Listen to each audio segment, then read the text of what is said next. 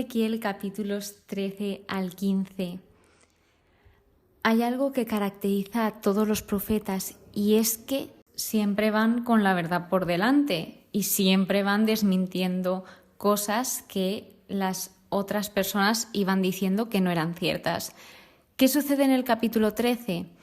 Que se encuentran tanto falsos profetas como falsas profetisas, hombres y mujeres.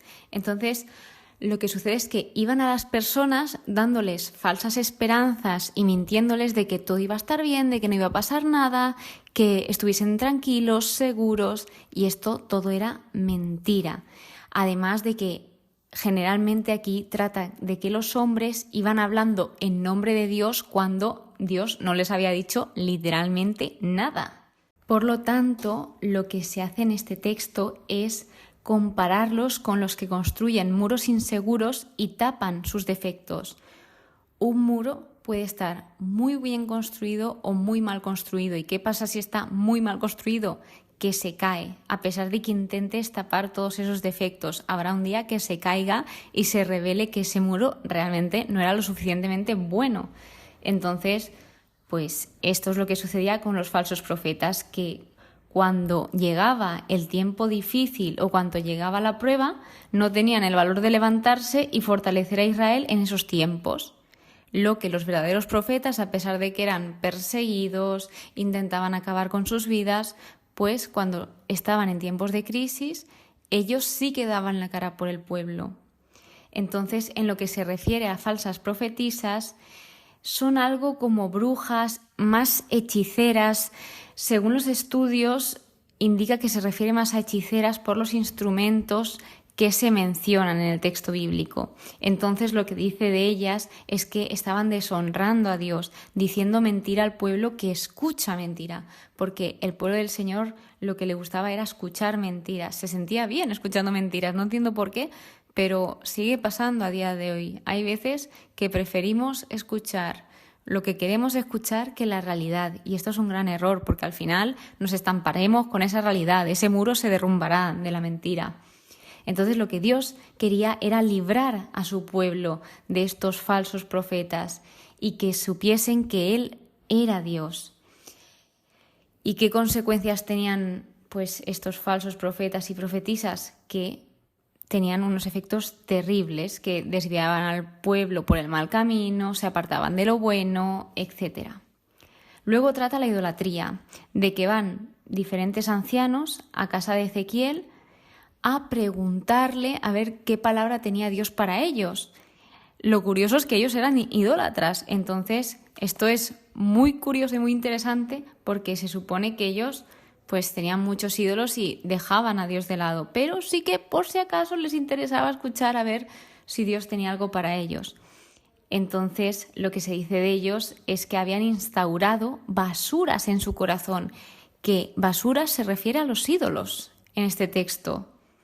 Y esto era una de las causas de alejarse de Dios, que entregaron infielmente su corazón a esos ídolos. Entonces fueron a buscar respuestas y sí que obtuvieron respuesta, pero obtuvieron una respuesta de juicio. Lo que se les dijo era que se convirtiesen, que se apartasen de esos ídolos, de esas abominaciones. Lo que el Señor quería era advertirles, protegerlos, que fuesen libres. Y vemos como la razón final de su gran juicio, esto era para que fueran corregidos de sus pecados y ya no se desviaran como antes, porque la mayoría del pueblo estaban desorientados, no sabían hacia dónde ir, no sabían qué hacer, no sabían a quién adorar. Había una gran confusión y esto llevaba a terribles consecuencias. Hay un apartado que trata sobre la responsabilidad personal y nombra a los 3 hombres más justos o de los más justos que se nombran en la Biblia. Y los nombra como ejemplos de que fueron probados, en la prueba fueron fieles, y gracias a ser fiel en la prueba fueron rescatados por esa confianza en Dios.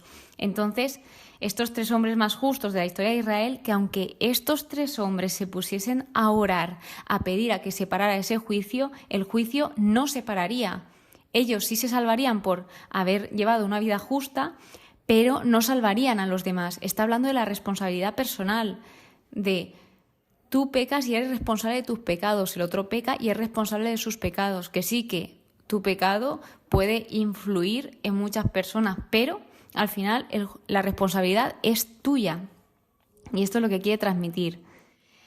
Así que otra de las cosas que clarifica y que también consuela al pueblo es que todo lo hace por algo, todo lo hace con motivo, no hace lo que hace por hacer, no establece ese juicio por establecer, sino que todo lo que Dios hace es con un motivo y Él hace justicia porque es justo. El último capítulo, la parábola de la vid, es primero una ilustración de Israel, primeramente se tomó como esto, y luego, más en el futuro, habla sobre la comunidad del Mesías, pero esto ya es mucho más en adelante. Lo que habla en este contexto es que la vid simbolizaba al pueblo de Israel, al pueblo de Dios. Entonces, ¿qué sucedía con esta madera que no servía? Y además la vid podía dar fruto, pero no daba fruto. Dios sí que influenciaba a su pueblo a que diese fruto, pero el pueblo no quiso dar fruto. Entonces, lo que dice en esta parábola es que Dios convertiría esa tierra en desolación porque habían cometido infidelidad. Así que, pues, con todo esto vemos cómo el Señor continuamente está advirtiendo para proteger, para liberar, para quitar esas cadenas de la esclavitud, de la mentira y mostrarnos la verdad, quitarnos esa venda de los ojos. Y esto es lo que nos enseña el capítulo de hoy, a desmentir. Hay personas que se dedican a mentir y otras personas que se dedican a desmentir. Que ojalá sepamos siempre ir con la verdad por delante y desmentir todas las mentiras que se nos puedan presentar en nuestro camino. Muchísimas gracias por estar aquí, muchísimas gracias por escucharme. Espero que pases pero que muy buen día y que Dios te bendiga. Por cierto, que no lo he dicho, este capítulo está subido el miércoles de ceniza. Espero que paséis muy buena Semana Santa y muy buena Cuaresma.